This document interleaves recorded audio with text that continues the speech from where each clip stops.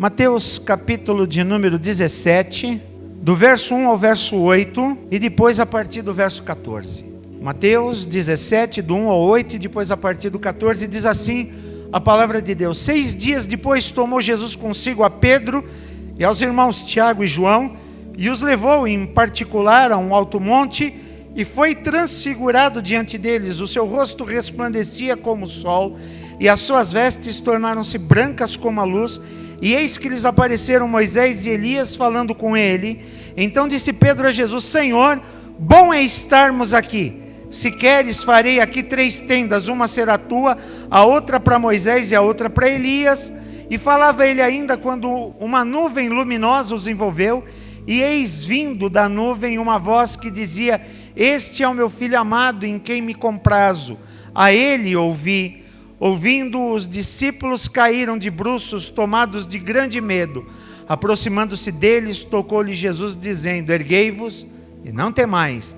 Então eles, levantando os olhos, a ninguém viram, senão a Jesus. Verso 14: E quando chegaram para junto da multidão, aproximou-se deles um homem que se ajoelhou e disse: Senhor, compadece-te de meu filho, porque é lunático e sofre muito, pois muitas vezes cai no fogo e outras muitas na água.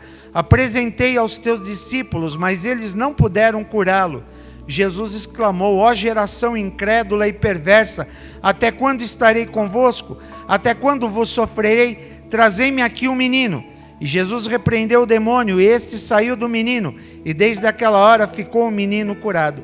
Então os discípulos, aproximando-se de Jesus, perguntaram em particular: por que motivo não pudemos nós expulsá-lo? E ele lhes respondeu: por causa da pequenez da vossa fé. Pois em verdade vos digo que se tiverdes fé como um grão de mostarda, direis a esse monte: passa daqui e acolá, e ele passará. Nada vos será impossível. Mas essa casta não se expele senão por meio de jejum e oração. Pode sentar, irmãos. Senhor, é bom nós estarmos aqui. Se o Senhor quiser, nós vamos fazer 3 tendas. Uma será tua, a outra de Moisés e a outra de Elias. Eu fico admirado com a tendência que nós, seres humanos, temos para a acomodação. Nós somos capazes de nos acomodarmos nas situações boas, e nós somos capazes de nos acomodarmos na situação ruim.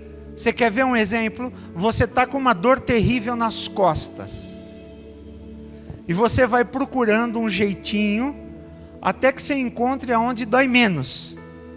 E na hora que você encontra esse onde dói menos, você fica parado e não se mexe, para que não volte a doer. Esse é um exemplo simples de tendência à acomodação. Nós nos acomodamos a situações boas e nós nos acomodamos a situações ruins. Você quer ver uma coisa? Quebra alguma coisa na sua casa, uma torneira, um chuveiro, uma luz, e nós somos mestres em fazer alguma coisa provisória, a chamada gambiarra, De repente a gente pega fita isolante, pega alguma coisa e coloca. E nós nos acomodamos. Se está dando certo, o provisório acaba virando permanente. Puxa pela tua memória, quantas coisas provisórias você fez na tua casa que até agora você não tornou trocar e transformou em definitiva? Quantas gambiarras no som da igreja, quantas gambiarras nós fazemos nas nossas vidas, pegando coisas provisórias, que deveria ser usada só por um momento, e transformamos essas coisas em coisas definitivas.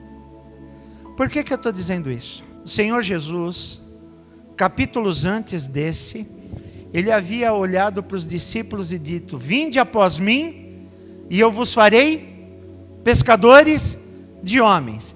Se alguém quiser vir após mim, negue-se a si mesmo, tome cada dia a sua cruz e siga-me.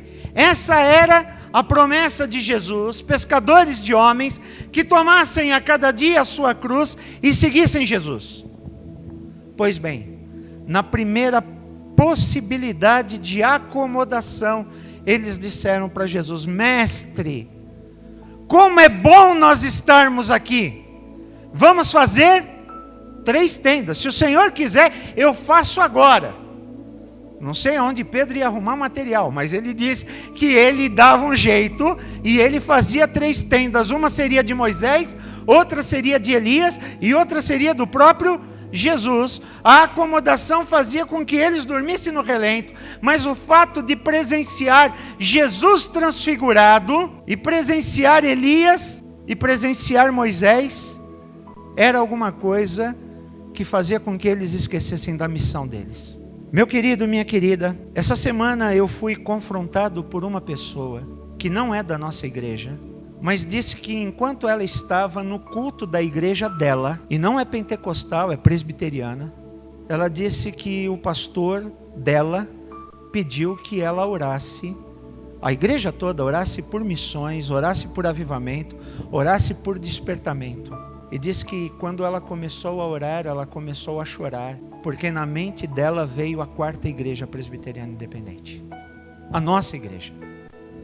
E o Espírito Santo o incomodando por causa de uma palavra: acomodação. Meus queridos, nós nos acomodamos. Veja, a nossa igreja hoje, para este bairro todo, Boa Vista, Alvorada, toda essa região, Bougainville, toda essa região que está aqui, a nossa igreja funciona somente de domingo das 6 da tarde às 9 da noite. Nós não temos nenhuma outra atividade na nossa igreja, a não ser domingo das 6 da tarde às 9 da noite, e ainda assim nós chegamos atrasados, na escola dominical e no culto. Na única atividade que nós temos na nossa igreja. Que relevância nós temos para aqueles que estão à nossa volta? Que diferença nós fazemos para aqueles que estão à nossa volta? E se nós formos olhar, nós temos desperdiçado uma oportunidade tremenda, porque toda quarta-feira passam mais de 1.500 pessoas na porta da nossa igreja. Toda quarta-feira passam mais de 1.500 pessoas na porta da nossa igreja. Nós nos acomodamos a nos reunirmos nos nossos grupos familiares durante a semana, seja de terça ou de quarta, seja de quinta, os jovens de sábado. E nós achamos que está muito bom. Essa é a acomodação. Essas são as nossas tendas. Nós transformamos os nossos grupos familiares nas nossas tendas e dizemos para o Senhor: bom é nós estarmos aqui. Mas eu faço uma pergunta, e eu já perguntei isso há anos atrás para essa igreja: se a 4ª igreja fechar as portas, se nós vendermos essa propriedade, se nós sairmos daqui e formos para outro lugar, quem vai sentir a nossa falta?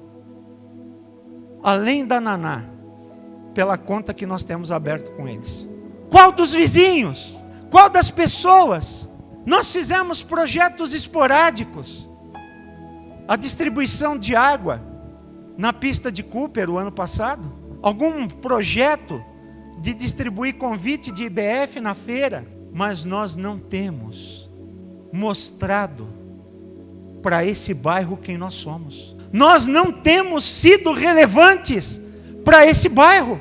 Nós não temos feito diferença na vida das pessoas que estão ao nosso redor. Pedro disse: é bom nós estarmos aqui. Vamos fazer 3 tendas. E quando ele fala das tendas, ele fala de coisas engraçadas. Primeiro, a tenda de Moisés, a tenda da lei. Moisés foi quem organizou o povo como nação, deu-lhes estatutos, né? Fez com que o povo tivesse uma orientação. Elias foi o maior profeta e a tenda da profecia. Jesus, os sinais, os prodígios, as curas.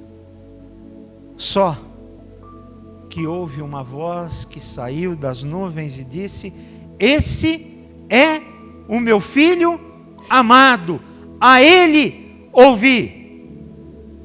Esse é o meu filho amado, a ele ouvi. Meu irmão, minha irmã, nós temos tendências de nos acomodarmos em algumas tendas, seja na tenda do legalismo, seja na tenda da profecia, na busca de revelação das coisas que vão acontecer, ou seja, a tendência de nos acomodarmos à tenda dos sinais, buscarmos Jesus somente por aquilo que Ele pode nos dar, nas curas e dos sinais. Mas o que eu quero dizer para você nessa noite, é que quando Jesus desce, junto com os discípulos, tem uma multidão lá embaixo, e tem um pai aflito, tem um pai que está desesperado, porque o filho sofre de possessão demoníaca, e muitas vezes ele se atira no fogo, muitas vezes ele se atira na água, e ele diz: nós procuramos os teus discípulos, e eles não puderam fazer nada, eles não conseguiram. Muitas vezes a acomodação espiritual nos leva a acharmos que nós já estamos num patamar em que nós não precisamos melhorar. Meu querido, eu quero dizer para você que existe um cântico muito antigo, bem antigo, que dizia: sempre melhorando. Ou seja, a palavra de Deus diz que a gente anda de fé em fé e de glória em glória. Está vendo? O Anselmo está cantarolando lá. A Renata não conhece, mas o Anselmo conhece. É do tempo dele. Tá? Gente, dá para a gente contentar? Dá para a gente ficar satisfeito com o momento que a gente está vivendo? A palavra de Deus diz que a quem muito é dado, muito é cobrado. A quem pouco é dado, pouco é cobrado.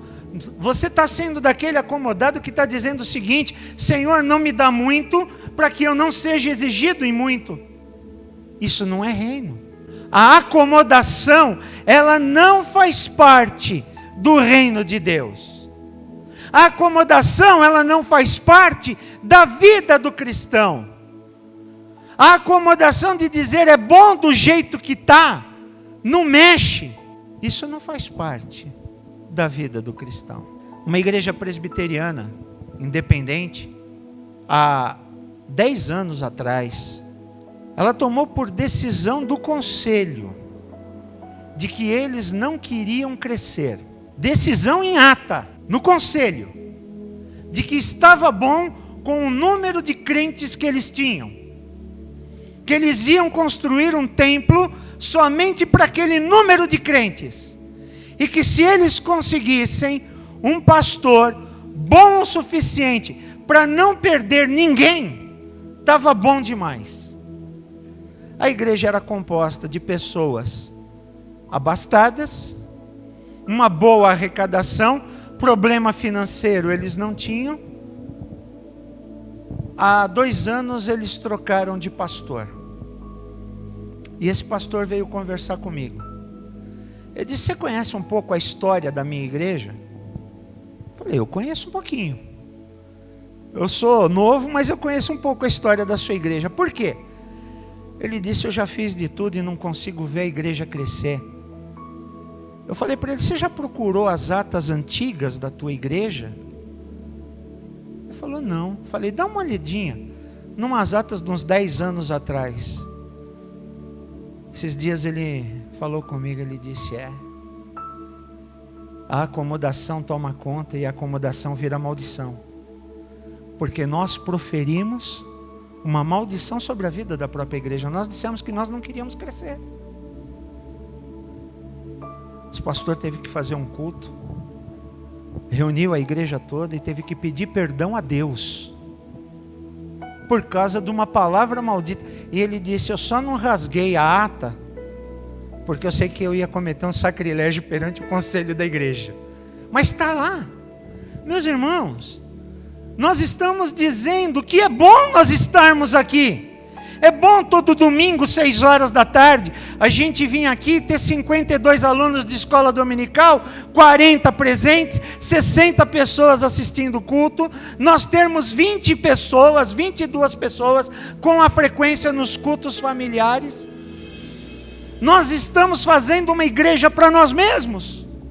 E o Senhor Jesus diz que a função primordial é ir e alcançar aqueles que não conheceram o Evangelho. Agora Ele diz que você não tem que ir de qualquer jeito. Ele diz que você tem que ir preparado, porque nós vamos enfrentar a oposição. E Ele diz que essa oposição ela é vencida como? Jejum e oração. Você tem orado pela sua igreja? Você tem jejuado pela sua igreja? Você tem orado para que o Espírito Santo de Deus possa fazer uma obra na vida da Quarta Igreja Presbiteriana Independente de Anápolis e que ela se torne referencial de fé, de vida e de luz para aqueles que moram ao nosso redor, para que a gente possa fazer diferença e que eles possam olhar e dizer: essa igreja é séria, ela influencia o bairro, ela tem referenciais sociais, ela tem referenciais éticos e ela tem referenciais espirituais, a ponto de que se um dia eu passar por uma dificuldade, eu posso procurar o pastor, eu posso procurar um membro da igreja, eu posso me abrir e pedir uma palavra de oração. Mas como eles vão se abrir e como eles vão pedir uma palavra de oração se as nossas portas estão sempre fechadas? Como que isso vai acontecer se nós estamos vivendo a glória do monte dentro dos nossos cultos e nós não estamos vivendo o drama da multidão que está ao pé do monte esperando Jesus descer? Como é que nós vamos ver isso se nós estamos trêmulos, se nós estamos inseguros, que é o sinal da primeira dificuldade, da primeira tribulação? Nós trememos todos, como se nós não tivéssemos um Senhor que está por trás de nós a nos guiar e a cuidar de nós. Eu creio na palavra do Senhor que diz que nós faríamos as mesmas obras que o Senhor Jesus fez, e que obras ainda maiores do que a dele nós haveríamos de fazer. Meu irmão, minha irmã, sai da tua zona de conforto. Quarta Igreja, saia da sua zona de conforto, porque a nossa igreja só vai sair, só vai crescer quando nós abrirmos as nossas portas e escancararmos para esse bairro que precisa da graça do Evangelho do Senhor. Quando você disser: eis-me aqui, usa-me, Senhor. Quando nós sairmos da nossa área de conforto, da nossa zona de conforto, quando nós sairmos do nosso comodismo, quando nós pararmos de fazer gambiarras espirituais, nós vamos ver a glória do Senhor atuando no meio do seu povo. Nós temos cantado desde 2010, grandes coisas estão por vir, grandes coisas vão acontecer nesse lugar. Já se passaram 6 anos que a gente canta essa música e ninguém parou ainda para perguntar por que não aconteceu. Será porque que nós não nos acomodamos à igreja que foi organizada e não demos o segundo passo, agora como igreja madura, de arregaçar as mangas? E da mesma maneira que muitos irmãos já arregaçaram as mangas para fazer um mutirão de transformação física desse espaço de adoração, agora nessa noite eu quero convocar você a arregaçar as mangas para fazer um mutirão de limpeza espiritual na sua vida, na vida dessa igreja, para que ela se torne relevante para as pessoas que estão ao nosso redor. Que Deus nos abençoe. Amém?